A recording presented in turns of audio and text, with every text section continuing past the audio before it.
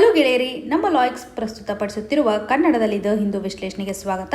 ಇವತ್ತು ನಾವು ಮಾರ್ಚ್ 25, 2023 ಹಿಂದೂ ವಿಶ್ಲೇಷಣೆಯನ್ನು ನೋಡಲಿದ್ದೇವೆ. ಇವತ್ತಿನ ಮೊದಲನೇ article, Rahul disqualified as MP, Congress call it black day for democracy. ಈ ಒಂದು ಆರ್ಟಿಕಲನ್ನು ಸಿಲಾಬಸಲ್ಲಿ ಕನ್ಸಿಡರ್ ಮಾಡೋದಾದರೆ GS ಪೇಪರ್ 2 ನಡಿನಲ್ಲಿ ಪಾಲಿಟಿ ಆ್ಯಂಡ್ ಗವರ್ನೆನ್ಸ್ ಸೆಕ್ಷನಲ್ಲಿ ಕನೆಕ್ಟ್ ಮಾಡ್ಕೋಬೋದು. ಹಾಗೂ ಎಡಿಟೋರಿಯಲ್ ಸೆಕ್ಷನಲ್ಲೂ ಸಹ ಈ ಒಂದು ಇಶ್ಯೂಗೆ ಸಂಬಂಧಪಟ್ಟಂತಹ ಆರ್ಟಿಕಲ್ ಬಂದಿದೆ. ಸೊ ಒಟ್ಟಾರೆಯಾಗಿ ನಮಗೆ ಬೇಕಾಗಿರುವಂಥ ಟಾಪಿಕ್ ಅಂತಂದರೆ MPಸ್ಗಳನ್ನು ಯಾವ ರೀತಿಯಾಗಿ ಡಿಸ್ಕ್ವಾಲಿಫೈ ಮಾಡ್ತಾರೆ, ಯಾವ ರೀತಿಯಾದಂಥ ಇಶ್ಯೂ ಇದೆ ಅಂತ ನಾವು ನೋಡಬೇಕು. ಸೊ ಆರ್ಟಿಕಲ್ನ ಕಂಟೆಕ್ಸ್ಟ್ ಯಾವ ರೀತಿಯಾಗಿದೆ? ರಾಹುಲ್ ಗಾಂಧಿಯವರನ್ನು ಕ್ರಿಮಿನಲ್ ಡಿಫಾಮೇಷನ್ ಕೇಸ್ ನಡಿನಲ್ಲಿ ಕನ್ವಿಕ್ಟ್ ಅಂತ ಘೋಷಣೆ ಮಾಡಿದ್ದಾರೆ. ಈ ನಿಟ್ಟಿನಲ್ಲಿ ಇವರು MP ಮೆಂಬರ್ ಆಗಲಿಕ್ಕೂ ಸಹ ಡಿಸ್ಕ್ವಾಲಿಫೈ ಆಗ್ತಾರೆ ಅನ್ನೋದಾಗಿ ಹೇಳ್ತಾ ಇದ್ದಾರೆ. ಸೊ ಮೋದಿಜಿಯವರ ಸರ್ ನೇಮನ್ನು ತೆಗೆದುಕೊಂಡು ಕೊಟ್ಟಿರುವಂಥ ಕಮೆಂಟ್ನ ಆಧಾರದ ಮೇಲೆ ಇವರನ್ನು ಕ್ರಿಮಿನಲ್ ಡಿಫಾಮೇಷನ್ ಕೇಸಲ್ಲಿ ಶಿಕ್ಷಿಸಲಾಗ್ತಾ ಇದೆ ಅನ್ನುವಂಥದ್ದು.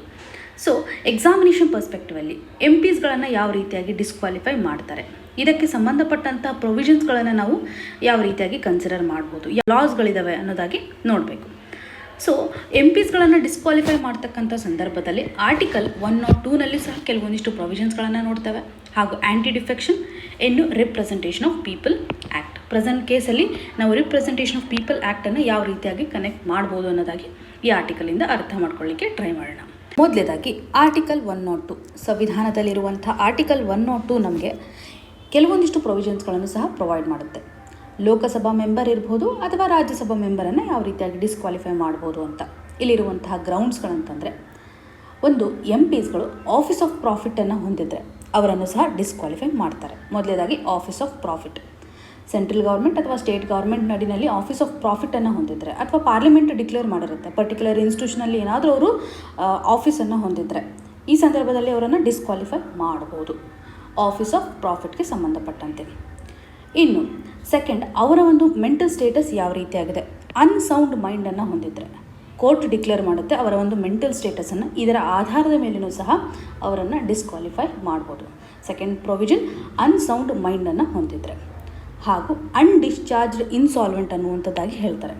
ಅವರು ಹೆಚ್ಚಿನ ಲಯಾಬಿಲಿಟೀಸನ್ನು ಹೊಂದಿದ್ರೂ ಸಹ ಅವರನ್ನು ಡಿಸ್ಕ್ವಾಲಿಫೈ ಮಾಡ್ತಕ್ಕಂತಹ ಸಾಧ್ಯತೆ ಇರುತ್ತೆ. ಇನ್ನು ಫೋರ್ತ್ ಪ್ರೊವಿಷನ್ ಅಂತಂದರೆ, ಭಾರತದ ನಾಗರಿಕತ್ವವನ್ನು ಹೊಂದಿರಬೇಕು. ಒಂದು ವೇಳೆ ಬೇರೆ ಕಂಟ್ರಿಯ ಸಿಟಿಜನ್ಶಿಪ್ಪನ್ನು ಅವರು ಪಡ್ಕೊಂಡ್ರೆ ಆಟೋಮೆಟಿಕ್ಲಿ ನಮ್ಮ ದೇಶದ ನಾಗರಿಕತ್ವವನ್ನು ಕಳೆದುಕೊಳ್ತಾರೆ. ಈ ಸಂದರ್ಭದಲ್ಲೂ ಸಹ ನಾವು ಅವರನ್ನು ಡಿಸ್ಕ್ವಾಲಿಫೈ ಮಾಡ್ಬೋದು. ಸಿಟಿಜನ್ಶಿಪ್ಗೆ ಸಂಬಂಧಪಟ್ಟಂತೆಯೂ ಸಹ ಕ್ವಾಲಿಫಿಕೇಷನನ್ನು ಆರ್ಟಿಕಲ್ 102ನಲ್ಲಿ ಕಾಣಬಹುದು. ಇನ್ನು ಪಾರ್ಲಿಮೆಂಟ್ ಕೆಲವೊಂದಿಷ್ಟು ಲಾವನ್ನು ಮಾಡ್ಬೋದು. ಆ ಲಾಸ್ಗಳನ್ನು ಏನಾದರೂ ವಯೋಲೇಟ್ ಮಾಡಿದರೆ ಆ ಸಂದರ್ಭದಲ್ಲಿ ಡಿಸ್ಕ್ವಾಲಿಫಿಕೇಷನ್ ಮಾಡ್ತಕ್ಕಂತಹ ಸಾಧ್ಯತೆ ಇರುತ್ತೆ. ಸೊ ಒಟ್ಟಾರೆಯಾಗಿ 102ನಲ್ಲಿ ಒಬ್ಬ ವ್ಯಕ್ತಿಯ ಮೆಂಟಲ್ ಸ್ಟೇಟಸ್ ಆಗಿರ್ಬೋದು ಅಥವಾ ಅವರ ಒಂದು ಎಕನಾಮಿಕ್ ಸ್ಟೇಟಸ್ ಆಗಿರ್ಬೋದು, ನಾಗರಿಕತ್ವಕ್ಕೆ ಸಂಬಂಧಪಟ್ಟಂತೆ ಜನರಲ್ ಫೀಚರ್ಸ್ಗಳನ್ನು ಕನ್ಸಿಡರ್ ಮಾಡ್ತಾರೆ. ಆಫೀಸ್ ಆಫ್ ಪ್ರಾಫಿಟ್ ಇದನ್ನೆಲ್ಲ ಕನ್ಸಿಡರ್ ಮಾಡೋದ್ರ ಮುಖಾಂತರ ಅವರನ್ನು ಡಿಸ್ಕ್ವಾಲಿಫೈ ಮಾಡ್ಬೋದಾಗಿದೆ. ಒಟ್ಟಾರೆಯಾಗಿ 5 ಪಾಯಿಂಟ್ಸ್ಗಳನ್ನು ಇಲ್ಲಿ ಕನ್ಸಿಡರ್ ಮಾಡ್ಬೋದು. ಇನ್ನು ಆ್ಯಂಟಿ ಡಿಫೆಕ್ಷನ್ ಲಾ ಏನು ಹೇಳುತ್ತೆ, ಇದರಲ್ಲಿರುವಂಥ ಫ್ಯಾಕ್ಟರ್ಸ್ಗಳು ಯಾವ ರೀತಿಯಾಗಿದೆ ಅಂತಂದರೆ 4 ಗ್ರೌಂಡ್ಸನ್ನು ನಾವು ಕನ್ಸಿಡರ್ ಮಾಡ್ಬೋದು. ಮೊದಲೇದಾಗಿ ಇಂಡಿಪೆಂಡೆಂಟ್ ಮೆಂಬರ್ ಬಗ್ಗೆ. ಇಂಡಿಪೆಂಡೆಂಟ್ಲಿ ಎಲೆಕ್ಟ್ ಆಗಿರ್ತಕ್ಕಂತಹ ಮೆಂಬರ್ ಏನಾದರೂ ಪೊಲಿಟಿಕಲ್ ಪಾರ್ಟೀಸ್ಗೆ ಶಿಫ್ಟ್ ಆದರೆ, ಯಾವುದಾದ್ರೂ ಪೊಲಿಟಿಕಲ್ ಪಾರ್ಟೀಸ್ಗೆ ತಮ್ಮ ಮೆಂಬರ್ಶಿಪ್ಪನ್ನು ಕನ್ಸಿಡರ್ ಮಾಡಿದರೆ ಆ ಸಂದರ್ಭದಲ್ಲಿ ಅವರನ್ನು ಡಿಸ್ಕ್ವಾಲಿಫೈ ಮಾಡ್ಬೋದು. ಹಾಗೂ ಒಬ್ಬ ವ್ಯಕ್ತಿ ಯಾವ ಪೊಲಿಟಿಕಲ್ ಪಾರ್ಟಿಯಿಂದ ಎಲೆಕ್ಟ್ ಆಗಿರುತ್ತಲ್ಲ ಆ ಪೊಲಿಟಿಕಲ್ ಪಾರ್ಟಿಯಿಂದ ವಾಲಂಟಿಯರ್ಲಿ ಮೆಂಬರ್ಶಿಪ್ಪನ್ನು ಬಿಟ್ಟರೆ, ಆ ಪಾರ್ಟಿಯಿಂದ ಮೆಂಬರ್ಶಿಪ್ಪನ್ನು ಕಳ್ಕೊಂಡ್ರೆ ಅವರನ್ನು ಸಹ ಡಿಸ್ಕ್ವಾಲಿಫೈ ಮಾಡ್ಬೋದು. ಇನ್ನು ನಾಮಿನೇಟೆಡ್ ಮೆಂಬರ್ಗೆ ಸಂಬಂಧಪಟ್ಟಂತೆಯೂ ಸಹ ಪ್ರೊವಿಷನ್ ಇದೆ. ನಾಮಿನೇಟೆಡ್ ಮೆಂಬರ್ಸ್ಗಳಿಗೆ 6 ಮಂತ್ ವ್ಯಾಲಿಡಿಟಿ ಇರುತ್ತೆ. 6 ಮಂತ್ಗಳಲ್ಲಿ ಅವ್ರು ಏನು ಮಾಡಬೇಕು, ಪರ್ಟಿಕ್ಯುಲರ್ ಕ್ಷೇತ್ರದಲ್ಲಿ ಎಲೆಕ್ಟ್ ಆಗಬೇಕು ಅಥವಾ ಒಂದು ಪಾರ್ಟಿಯ ರಿಪ್ರೆಸೆಂಟೇಷನನ್ನು ತೋರಿಸ್ಬೇಕಾಗಿರುತ್ತೆ. ಸೊ ಈ ಸಂದರ್ಭದಲ್ಲಿ ಅವರು 6 ಮಂತ್ ಆದ ಮೇಲೆ ಯಾವುದಾದ್ರೂ ಪೊಲಿಟಿಕಲ್ ಪಾರ್ಟೀಸ್ಗೆ ಜಾಯ್ನ್ ಆದರೆ ಅವರನ್ನು ಡಿಸ್ಕ್ವಾಲಿಫೈ ಮಾಡುವಂಥ ಸಾಧ್ಯತೆ ಇರುತ್ತೆ. 6 ಮಂತ್ ವ್ಯಾಲಿಡಿಟಿ ಇರುತ್ತೆ ನಾಮಿನೇಟೆಡ್ ಮೆಂಬರ್ಸ್ಗೆ. ಇನ್ನು ಪೊಲಿಟಿಕಲ್ ಪಾರ್ಟೀಸ್ಗಳು ಕೆಲವೊಂದಿಷ್ಟು ಇಶ್ಯೂ ಮೇಲೆ ಇನ್ಸ್ಟ್ರಕ್ಷನ್ಸ್ಗಳನ್ನು ಮೆಂಬರ್ಸ್ಗಳಿಗೆ ಕೊಡ್ತಾ ಇರ್ತಾರೆ. ಆ ಒಂದು ಇನ್ಸ್ಟ್ರಕ್ಷನ್ಸ್ಗೆ ವಿರುದ್ಧವಾಗಿ ಏನಾದರೂ ವೋಟಿಂಗ್ ಮಾಡುವಂಥ ಸಂದರ್ಭದಲ್ಲಿ ಅವರನ್ನು ಡಿಸ್ಕ್ವಾಲಿಫೈ ಮಾಡ್ಬೋದು. ಕೋಆರ್ಡಿನೇಷನ್ ಮಿಸ್ ಆಗಿರುವಂಥ ಸಂದರ್ಭದಲ್ಲಿ ಡಿಸ್ಕ್ವಾಲಿಫಿಕೇಷನನ್ನು ಮಾಡ್ಬೋದು ಅಂತ ಆ್ಯಂಟಿ ಡಿಫೆಕ್ಷನ್ ಲಾ ಹೇಳುತ್ತೆ. ಸೊ ಒಟ್ಟಾರೆಯಾಗಿ 4 ಗ್ರೌಂಡ್ಸ್ಗಳು ನಮಗೆ ಇಂಪಾರ್ಟೆಂಟ್. ಸೊ ಇಂಡಿಪೆಂಡೆಂಟ್ ಮೆಂಬರ್ಸ್ಗಳು ಬೇರೆ ಪೊಲಿಟಿಕಲ್ ಪಾರ್ಟೀಸ್ಗೆ ಶಿಫ್ಟ್ ಆದರೆ, ಪಾರ್ಟಿ ಮೆಂಬರ್ಶಿಪ್ಪನ್ನು ವಾಲಂಟರ್ಲಿ ಗಿವ್ ಅಪ್ ಮಾಡಿದರೆ, ನಾಮಿನೇಟೆಡ್ ಮೆಂಬರ್ಸ್ಗಳು 6 ಮಂತ್ ಆದಮೇಲೆ ಜಾಯ್ನ್ ಆದರೆ, ಇನ್ನು ವೋಟಿಂಗ್ಗೆ ಸಂಬಂಧಪಟ್ಟಂತೆ ಈ 4 ಫ್ಯಾಕ್ಟರ್ಸ್ಗಳು ನಮಗೆ ಇಂಪಾರ್ಟೆಂಟ್. ಕೀವರ್ಡ್ಸ್ನ ಆಧಾರದ ಮೇಲೆ ನೀವು ಈಸಿಯಾಗಿ ನೆನ್ಪಿಟ್ಕೊಳ್ಬೋದು. ಇನ್ನು representation of people act 1951. Parliament ಅಥವಾ ಲೆಜಿಸ್ಲೇಚರ್ಗೆ ನಾವು ಎಲೆಕ್ಷನನ್ನು ಕಂಡಕ್ಟ್ ಮಾಡ್ತಕ್ಕಂಥ ಸಂದರ್ಭದಲ್ಲಿ ಕ್ವಾಲಿಫಿಕೇಷನ್ ಯಾವ ರೀತಿಯಾಗಿರಬೇಕು, ಡಿಸ್ಕ್ವಾಲಿಫಿಕೇಷನ್ ಯಾವ ರೀತಿಯಾಗಿರಬೇಕು ಅಂತ ಎಡಿಷ್ನಲಿ ಕೆಲವೊಂದಿಷ್ಟು ಗೈಡ್ಲೈನ್ಸ್ಗಳನ್ನು ನಾವು ರಿಪ್ರೆಸೆಂಟೇಷನ್ ಆಫ್ ಪೀಪಲ್ ಆ್ಯಕ್ಟ್ ನಡಿನಲ್ಲಿ ಕಾಣಬಹುದು. ಸೊ ಏನಾದರೂ ಕರಪ್ಟ್ ಪ್ರಾಕ್ಟೀಸಸ್ ಇದ್ದರೆ, ಏನಾದರೂ ಅಫೆನ್ಸಸ್ ಇದ್ದರೆ ಈಸಿಯಾಗಿ ಅವರನ್ನು ಶಿಕ್ಷಿಸಲು ನಮಗೆ ರಿಪ್ರೆಸೆಂಟೇಷನ್ ಆಫ್ ಪೀಪಲ್ ಆ್ಯಕ್ಟ್ 1951 ಸಹಕಾರಿಯಾಗುತ್ತೆ. So representation of people act completely ಎಲೆಕ್ಷನ್ಗೆ ಸಂಬಂಧಪಟ್ಟಂತಹ ಗೈಡ್ಲೈನ್ಸ್ಗಳನ್ನು ನಮಗೆ ಕೊಡುತ್ತೆ. So representation of people act 1951ನಲ್ಲಿ ಸ್ಪೆಸಿಫಿಕಲಿ ನಾವು ಡಿಸ್ಕ್ವಾಲಿಫಿಕೇಷನ್ ಮೇಲೆ ಫೋಕಸ್ ಮಾಡೋದಾದರೆ ಸೆಕ್ಷನ್ 8 ಇದಕ್ಕೆ ಸಂಬಂಧಪಟ್ಟಂಥ ಸಬ್ ಕ್ಲಾಸ್ಗಳಿದ್ದಾವೆ. ಸಬ್ ಕ್ಲಾಸ್ 1, 2, 3, 4 ಈ ರೀತಿಯಾಗಿ. ಇದರಲ್ಲಿ ಸ್ಪೆಸಿಫಿಕಲಿ ಯಾವ ಗ್ರೌಂಡ್ಸ್ ಮೇಲೆ ಅವರನ್ನು ನಾವು ಡಿಸ್ಕ್ವಾಲಿಫೈ ಮಾಡಬೇಕು ಅನ್ನೋದಾಗಿ ಸಬ್ ಕ್ಲಾಸ್ನಲ್ಲಿ ಕನ್ಸಿಡರ್ ಮಾಡ್ಬೋದು. ಸೆಕ್ಷನ್ 8ಅಲ್ಲಿ ನಾವು ಡಿಸ್ಕ್ವಾಲಿಫಿಕೇಷನ್ಗೆ ಸಂಬಂಧಪಟ್ಟಂತೆ ಕಾಣಬಹುದು. ಮೊದಲೇದಾಗಿ ಸಬ್ ಕ್ಲಾಸ್ 1ಅನ್ನು ಕನ್ಸಿಡರ್ ಮಾಡಿದರೆ ಇಲ್ಲಿರುವಂತಹ ಸ್ಪೆಸಿಫಿಕ್ ಗ್ರೌಂಡ್ಸ್ಗಳಂತಂದರೆ, ಒಂದು ವೇಳೆ ಗ್ರೂಪ್ಗಳ ಮಧ್ಯೆ ಎನಿಮಿಟಿಯನ್ನು ಕ್ರಿಯೇಟ್ ಮಾಡುವಂತಹ ಸಿಚುವೇಶನ್ಸನ್ನು ತಂದರೆ, ಬ್ರೈಬರಿಗೆ ರಿಲೇಟೆಡ್ ಇರುವಂಥ ಆಸ್ಪೆಕ್ಟ್ ಆಗಿರ್ಬೋದು, ಎಲೆಕ್ಷನ್ ಪ್ರೊಸೆಸ್ಸಲ್ಲಿ ಏನಾದರೂ ಇನ್ಫ್ಲೂಯೆನ್ಸ್ ಮಾಡ್ತಕ್ಕಂಥ ಸಿಚುವೇಶನ್ಸ್ಗಳಿರ್ಬೋದು, ಇವನ್ನೆಲ್ಲ ಕನ್ಸಿಡರ್ ಮಾಡ್ತಾರೆ. ಇನ್ನು ಸಬ್ ಕ್ಲಾಸ್ 2 ನಡಿನಲ್ಲಿ ಕನ್ಸಿಡರ್ ಮಾಡಿದರೆ ಫುಡ್ ಅಡಲ್ಟ್ರೇಷನ್ಗೆ ಸಂಬಂಧಪಟ್ಟಂತೆ, ಡ್ರಗ್ಸ್ ರಿಲೇಟೆಡ್ ಇರತಕ್ಕಂಥ ಇಶ್ಯೂಸ್ ಆಗಿರ್ಬೋದು, ಡೌರಿ ಕೇಸ್ ಆಗಿರ್ಬೋದು, ಇವನ್ನೆಲ್ಲವನ್ನು ಸಬ್ ಕ್ಲಾಸ್ 2ನಲ್ಲಿ ಕನ್ಸಿಡರ್ ಮಾಡುವಂಥದ್ದು. ಸೊ ಸಬ್ ಕ್ಲಾಸ್ 1 ಹಾಗೂ ಸಬ್ ಕ್ಲಾಸ್ 2ನಲ್ಲಿ ಯಾವ ರೀತಿಯಾಗಿ ಡಿಸ್ಕ್ವಾಲಿಫೈ ಮಾಡ್ಬೋದು ಅಂತ ಪರ್ಟಿಕ್ಯುಲರ್ ಗ್ರೌಂಡ್ಸ್ಗಳನ್ನು ಮೆನ್ಷನ್ ಮಾಡಿದ್ದಾರೆ. ಸಬ್ ಕ್ಲಾಸ್ 3 ಏನಿದೆಯಲ್ಲ, ಸೆಕ್ಷನ್ 8 ಸಬ್ ಕ್ಲಾಸ್ 3 ನಮಗೆ ಇಂಪಾರ್ಟೆಂಟ್. ಈ ಒಂದು ಆರ್ಟಿಕಲ್ಗೆ ಕನೆಕ್ಟ್ ಆಗುವಂತೆ ಇಲ್ಲಿರುವಂತಹ ಪ್ರೊವಿಷನ್ ಅಂತಂದರೆ, ಇವಾಗ ಮೆಂಬರ್ಗೆ ಸೆಂಟೆನ್ಸ್ ಆಗಿದೆ, MP ಗೆ ಸೆಂಟೆನ್ಸ್ ಆಗಿದೆ ಅಂತಂದರೆ ಅವ್ರಿಗೆ ಸೆಂಟೆನ್ಸ್ ಆಗಿರುವಂಥ ಒಂದು ಡ್ಯೂರೇಷನ್ನ ಕನ್ಸಿಡರ್ ಮಾಡ್ತಾರೆ. ಆ ಡ್ಯೂರೇಷನ್ ಆದಮೇಲೆ ಯಾವ ಡೇಟಿಗೆ ಅವರನ್ನು ರಿಲೀಸ್ ಮಾಡ್ತಾರಲ್ಲ, ರಿಲೀಸ್ ಆಗಿರುವಂಥ ಡೇಟಿಂದ ನೆಕ್ಸ್ಟ್ 6 ಮಂತು ಅವರು MP ಆಗಲಿಕ್ಕೆ ಅರ್ಹತೆಯನ್ನು ಕಳ್ಕೋತಾರೆ. ಸೊ ಅವ್ರಿಗೆ ಆಗಿರುವಂಥ ಒಂದು ಸೆಂಟೆನ್ಸ್ ಡ್ಯೂರೇಷನ್ ಪ್ಲಸ್ 6 ಮಂತ್ ಅಂತ ಕನ್ಸಿಡರ್ ಮಾಡ್ತಾರೆ. ಇಲ್ಲಿ ಇನ್ನೊಂದು ಎಕ್ಸೆಪ್ಷನ್ ಅಂತಂದರೆ 2 ಇಯರ್ಸ್ ಮಿನಿಮಮ್ ಆದರೂ ಅವ್ರಿಗೆ ಸೆಂಟೆನ್ಸ್ ಆಗಿರಬೇಕು. ಒಂದು ವೇಳೆ 1 ಇಯರ್ ಆದರೆ ಈ ಒಂದು ಪ್ರೊವಿಷನ್ ಅವ್ರಿಗೆ ಅಪ್ಲೈ ಆಗೋದಿಲ್ಲ. ಸೊ ಮಿನಿಮಮ್ 2 ಇಯರ್ಸ್ ಅವ್ರಿಗೆ ಕನ್ವಿಕ್ಷನ್ ಆಗಿರಬೇಕು. ಆ ಒಂದು 2 ಇಯರ್ಸ್ ಪ್ಲಸ್ 6 ಮಂತ್ ಅಂತ ಕನ್ಸಿಡರ್ ಮಾಡ್ತಾರೆ. ಒಂದು ವೇಳೆ 4 ಇಯರ್ಸ್ ಏನಾದರೂ ಅವ್ರಿಗೆ ಸೆಂಟೆನ್ಸ್ ಆಗಿದ್ದರೆ 4 ಇಯರ್ಸ್ ಪ್ಲಸ್ 6 ಮಂತ್ ಈ ರೀತಿಯಾಗಿ ಕನ್ಸಿಡರೇಷನನ್ನು ಮಾಡಲಾಗುತ್ತೆ. ಸೊ ರಾಹುಲ್ ಗಾಂಧಿಯವರನ್ನು ಡಿಸ್ಕ್ವಾಲಿಫೈಡ್ ಮಾಡಲಿಕ್ಕೆ ಸೆಕ್ಷನ್ 8 ಸಬ್ ಕ್ಲಾಸ್ 3ಅನ್ನು ಯೂಸ್ ಮಾಡಿದ್ದಾರೆ. ಇನ್ನು ಸೆಕ್ಷನ್ 8 ಸಬ್ ಕ್ಲಾಸ್ 4 ನಮಗೆ ಏನು ಹೇಳುತ್ತೆ ಅಂತಂದರೆ, ಇದಕ್ಕೆ ಸಂಬಂಧಪಟ್ಟಂಥ ಒಂದು ಮಾಡಿಫೈಡ್ ಕೇಸನ್ನು ಸಹ ನಾವಿಲ್ಲಿ ಕಾಣ್ಬೋದು. ನಾವು ಒಬ್ಬ ಮೆಂಬರನ್ನು ಡಿಸ್ಕ್ವಾಲಿಫೈ ಮಾಡ್ತಕ್ಕಂಥ ಸಂದರ್ಭದಲ್ಲಿ ಅವ್ರಿಗೆ ಕನ್ವಿಕ್ಷನ್ ಆಗಿದೆ, ಆಲ್ರೆಡಿ ಕನ್ವಿಕ್ಷನ್ ಆದಮೇಲೆ 3 ಮಂತ್ಸ್ ಡ್ಯೂರೇಷನ್ ಟೈಮ್ ಇರುತ್ತೆ. ಸೊ ಕನ್ವಿಕ್ಷನ್ ಆದಮೇಲೆ 3 ಮಂತ್ಸ್ ಆದಮೇಲೆ ಲಾ ಮೇಕರ್ಸ್ ಏನು ಮಾಡ್ಬೋದು, ಹೈಕೋರ್ಟ್ಗೆ ಅಪ್ರೋಚ್ ಮಾಡೋದ್ರ ಮುಖಾಂತರ ಒಂದು ಅಪೀಲನ್ನು ಕೊಡ್ತಾರೆ. ಡಿಸ್ಕ್ವಾಲಿಫೈ ಮಾಡಬೇಕು ಅನ್ನುವಂಥ ಒಂದು ಅಪೀಲನ್ನು ಕೊಡಲಾಗುತ್ತೆ. ಈ ಸಂದರ್ಭದಲ್ಲಿ MPಸ್ಗಳನ್ನು ಡಿಸ್ಕ್ವಾಲಿಫೈ ಮಾಡ್ತಕ್ಕಂಥ ಸಾಧ್ಯತೆ ಇರುತ್ತೆ. ಸೊ ಇಲ್ಲಿ ಸ್ಪೆಸಿಫಿಕಲಿ ಹೇಳೋದಾದರೆ ಸೆಕ್ಷನ್ 8 ಸಬ್ ಕ್ಲಾಸ್ 4 ನಡಿನಲ್ಲಿ ಇಮಿಡಿಯೇಟಾಗಿ ನಾವು ಯಾವುದೇ ರೀತಿಯಾಗಿ ಡಿಸ್ಕ್ವಾಲಿಫಿಕೇಷನನ್ನು ಮಾಡಬಾರ್ದು ಅನ್ನುವಂಥ ಪ್ರೊವಿಷನನ್ನು ಕಾಣ್ಬೋದು. ಡಿಸ್ಕ್ವಾಲಿಫಿಕೇಷನ್ ಮಾಡ್ತಕ್ಕಂಥ ಸಂದರ್ಭದಲ್ಲಿ 3 ಮಂತ್ಸ್ ಗ್ಯಾಪನ್ನು ಕೊಡಲಾಗುತ್ತೆ. ಕನ್ವಿಕ್ಷನ್ ಆದಮೇಲೆ 3 ಮಂತ್ಸ್ ಆದಮೇಲೆ ಕೋರ್ಟ್ ಮುಂದೆ ಅಪೀಲನ್ನು ಕೊಡಬೇಕಾಗುತ್ತೆ ಅಂತ. ಆದರೆ 2013ರಲ್ಲಿ ತಂದಿರುವಂಥ ಇಂಪಾರ್ಟೆಂಟ್ ಚೇಂಜ್ ಅಂದರೆ lily Thomas versus union of India. ಈ ಒಂದು ಕೇಸಲ್ಲಿ ಸುಪ್ರೀಂ ಕೋರ್ಟ್ ಹೇಳುತ್ತೆ ಸೆಕ್ಷನ್ 8 ಸಬ್ ಕ್ಲಾಸ್ 4ಅಲ್ಲಿರುವಂಥ ಪ್ರೊವಿಷನ್ ಅನ್ಕಾನ್ಸ್ಟಿಟ್ಯೂಷನಲ್ ಅಂತ. ಹಾಗಾಗಿ ಇವತ್ತು ರಾಹುಲ್ ಗಾಂಧಿಯವರನ್ನು ಇಮಿಡಿಯೇಟಾಗಿ ನಾವು MP ಮೆಂಬರ್ ಆಗದೇ ಇರುವಂತೆ ಡಿಸ್ಕ್ವಾಲಿಫೈ ಮಾಡಬಹುದು.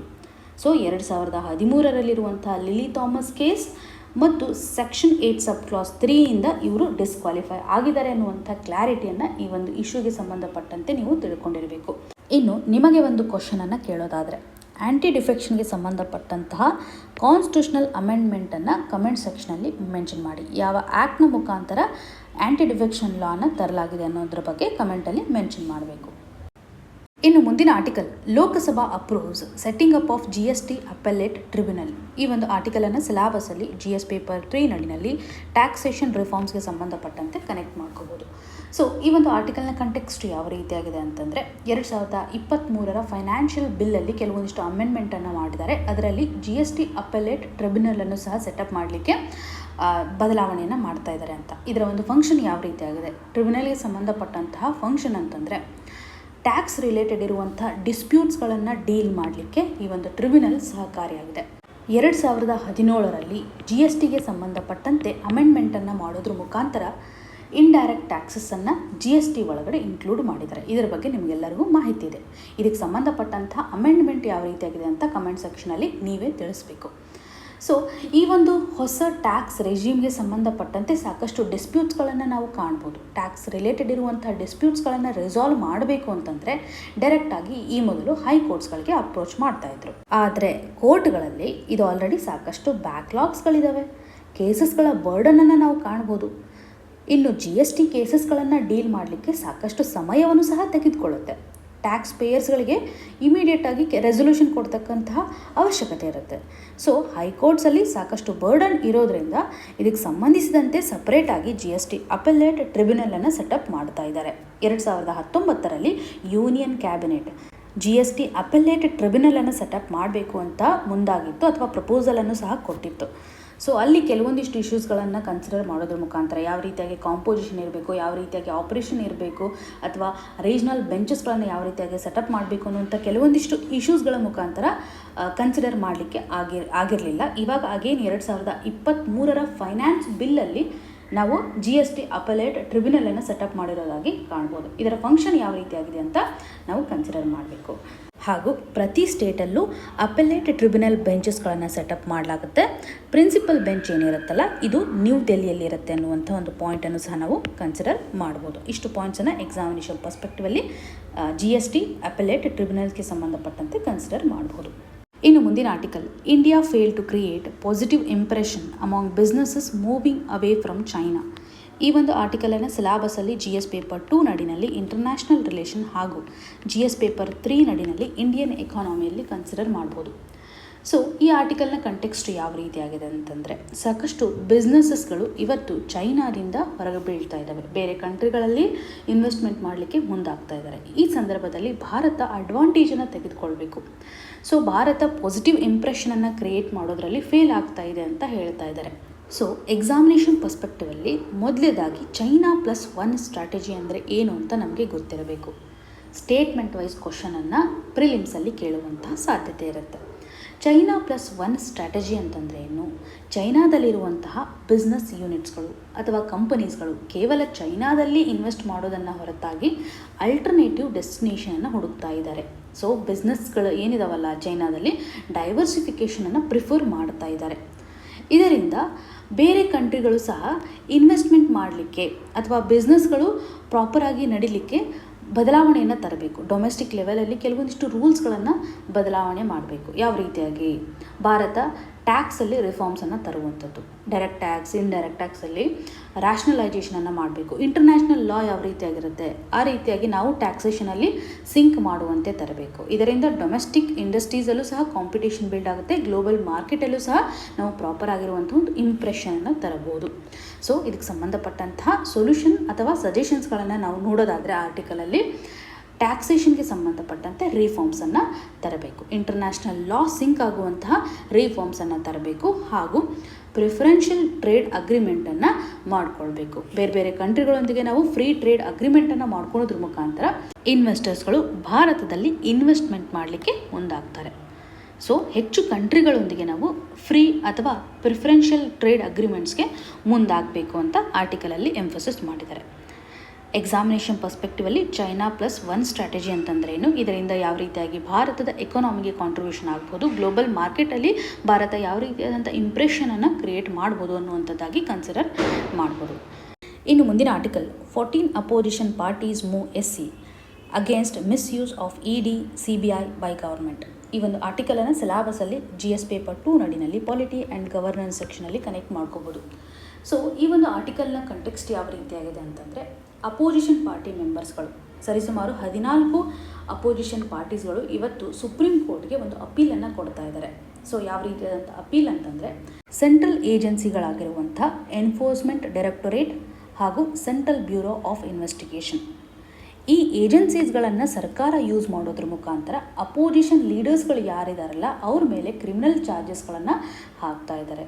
ಇಲ್ಲಿ ಮಿಸ್ಯೂಸ್ ಆಗ್ತಾ ಇದೆ, ಅಪೋಸಿಷನ್ ಲೀಡರ್ಸ್ಗಳ ಫಂಡಮೆಂಟಲ್ ರೈಟ್ಸ್ ವಯೋಲೇಟ್ ಆಗ್ತಾ ಇದೆ ಅನ್ನುವಂಥದ್ದು. ಸೊ ಇವರು ಸರ್ಕಾರದೊಂದಿಗೆ ಏನಾದರೂ ಡಿಸ್ಅಗ್ರಿಮೆಂಟನ್ನು ತೋರಿಸಿದರೆ, ಏನಾದರೂ ವಿರುದ್ಧವಾಗಿ ಹೇಳಿದರೆ ಅವ್ರ ಮೇಲೆ ED ಆಗಿರ್ಬೋದು ಅಥವಾ CBIಗಳು ಇನ್ವೆಸ್ಟಿಗೇಷನ್ಸ್ಗಳನ್ನು ಸ್ಟಾರ್ಟ್ ಮಾಡ್ತಾ ಇರುವಂಥದ್ದು.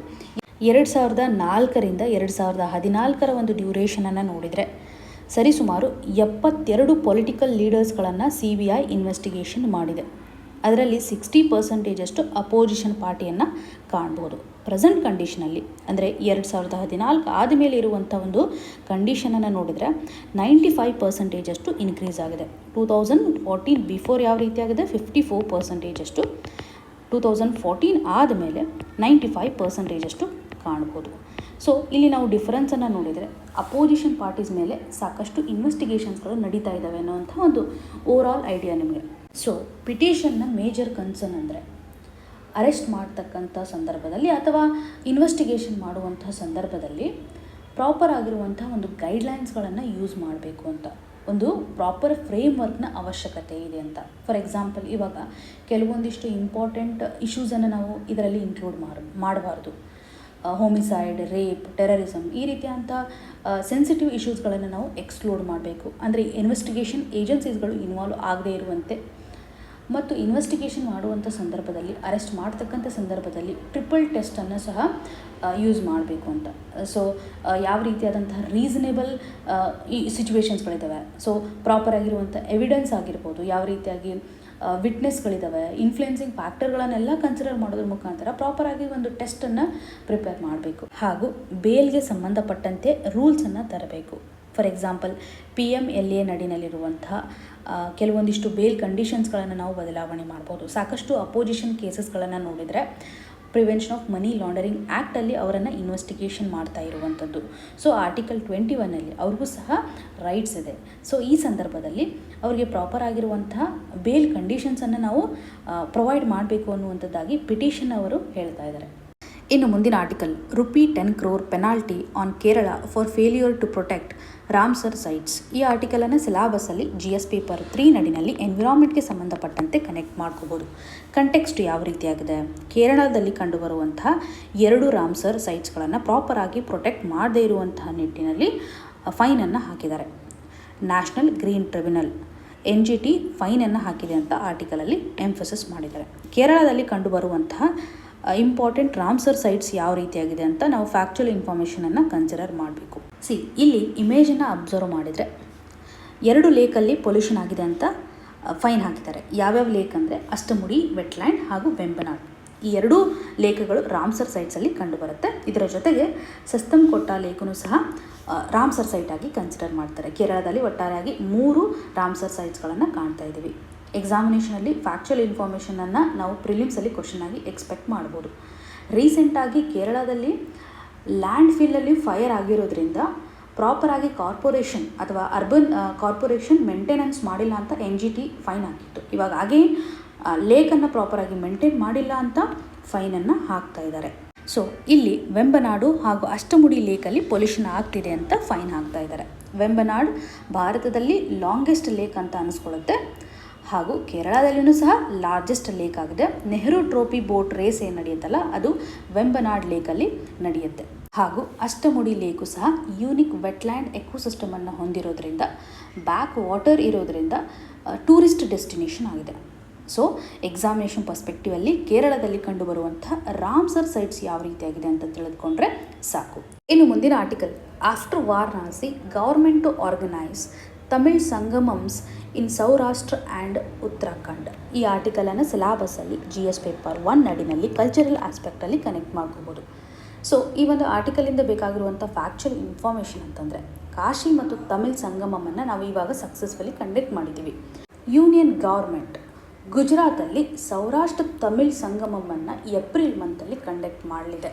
ಏಪ್ರಿಲ್ 17ನೇ ತಾರೀಕಿನಿಂದ 26ನೇ ತಾರೀಕಿನವರೆಗೂ ಈ ಒಂದು ಸಂಗಮಂ ನಡೆಯುತ್ತೆ. ಇನ್ನು ಥರ್ಡ್ ಸಂಗಮವನ್ನು ಕೇದಾರ್ನಾಥ್ ಹಾಗೂ ತಮಿಳ್ ಸಂಗಮಂ ಅಂತ ಕನ್ಸಿಡರ್ ಮಾಡಲಾಗುತ್ತೆ. ಸೊ ಈ ಒಂದು ಸೆಲೆಬ್ರೇಷನ್ನ ಇಂಪಾರ್ಟೆನ್ಸ್ ಏನಿದೆ ಅಂತಂದರೆ ಸಿವಿಲೈಜೇಷನ್ಗೆ ಸಂಬಂಧಪಟ್ಟಂಥ ಒಂದು ಲಿಂಕೇಜನ್ನು ಎಸ್ಟಾಬ್ಲಿಷ್ಮೆಂಟ್ ಮಾಡುವಂಥದ್ದು. ಸದರ್ನ್ ಪಾರ್ಟ್ ಆಗಿರ್ಬೋದು ಹಾಗೂ ಉತ್ತರಾಖಂಡದಲ್ಲಿರುವಂತಹ ಇಂಪಾರ್ಟೆಂಟ್ ಲೊಕೇಶನ್ಸ್ಗಳನ್ನು ಸಿವಿಲೈಜೇಷನ್ ಕನೆಕ್ಟ್ ಮಾಡುವಂತಹ ಒಂದು ಸೆಲೆಬ್ರೇಷನನ್ನು ಇಲ್ಲಿ ಕನ್ಸಿಡರ್ ಮಾಡ್ತಾ ಇದ್ದಾರೆ. ಸೊ ಕೇದಾರ್ನಾಥ್ನ ಇಂಪಾರ್ಟೆನ್ಸ್ ಯಾವ ರೀತಿಯಾಗಿದೆ, ನಾವು ಒಟ್ಟಾರೆಯಾಗಿ 4 ಧಾಮಗಳನ್ನು ನೋಡ್ತೇವೆ. 4 ಧಾಮನ್ನು ಕನ್ಸಿಡರ್ ಮಾಡ್ಬೋದು. ಈ 4 ಧಾಮದಲ್ಲಿ ಕೇದಾರ್ನಾಥು ಸಹ ಒಂದಾಗಿದೆ. ಕೇದಾರ್ನಾಥ್, ಗಂಗೋತ್ರಿ, ಯಮುನೋತ್ರಿ ಹಾಗೂ ಬದ್ರಿನಾಥ್, ಈ 4 ಧಾಮದಲ್ಲಿ ಕೇದಾರ್ನಾಥು ಸಹ ಒಂದು ಧಾಮ ಆಗಿದೆ. ಸೊ ಇಲ್ಲಿ ಕೇದಾರ್ನಾಥನು ಸಹ ಒಂದು ಜ್ಯೋತಿರ್ಲಿಂಗ ಆಗಿ ಕನ್ಸಿಡರ್ ಮಾಡ್ಬೋದು. ಒಟ್ಟಾರೆಯಾಗಿ 12 ಜ್ಯೋತಿರ್ಲಿಂಗಗಳನ್ನು ನಾವು ಕಾಣ್ತೇವೆ. 11ನೇ ಜ್ಯೋತಿರ್ಲಿಂಗವಾಗಿ ಕೇದಾರ್ನಾಥನು ಸಹ ಕನ್ಸಿಡರ್ ಮಾಡ್ತಾರೆ. ಸೊ ಎಕ್ಸಾಮಿನೇಷನ್ ಪರ್ಸ್ಪೆಕ್ಟಿವಲ್ಲಿ ಕಲ್ಚರಲ್ ಕನೆಕ್ಟಿವಿಟಿಯನ್ನು ಎನ್ಹಾನ್ಸ್ ಮಾಡಲಿಕ್ಕೆ ತೆಗೆದುಕೊಂಡಿರುವಂಥ ಇನಿಷಿಯೇಟಿವ್ಸ್ಗಳು ನಮಗೆ ಇಂಪಾರ್ಟೆಂಟ್. ಪ್ರಿಲಿಮ್ಸಲ್ಲೂ ಸಹ ಕ್ವಶನ್ಸ್ಗಳನ್ನು ಕೇಳುವಂತಹ ಸಾಧ್ಯತೆ ಇರುತ್ತೆ ಹಾಗೂ ಮೇನ್ಸಲ್ಲೂ ಸಹ ನೀವು ಆನ್ಸರನ್ನು ಬರೆಯುವಾಗ ಪ್ರೆಸೆಂಟ್ ಕಂಡೀಷನಲ್ಲಿ ತೆಗೆದುಕೊಂಡಿರುವಂಥ ಸ್ಟೆಪ್ಸನ್ನು ಮೆನ್ಷನ್ ಮಾಡ್ಬೋದು. ಇಷ್ಟು ಪಾಯಿಂಟ್ಸ್ಗಳನ್ನು ಈ ಒಂದು ಆರ್ಟಿಕಲ್ಗೆ ಸಂಬಂಧಪಟ್ಟಂತೆ ತಿಳ್ಕೊಂಡಿದ್ರೆ ಸಾಕು.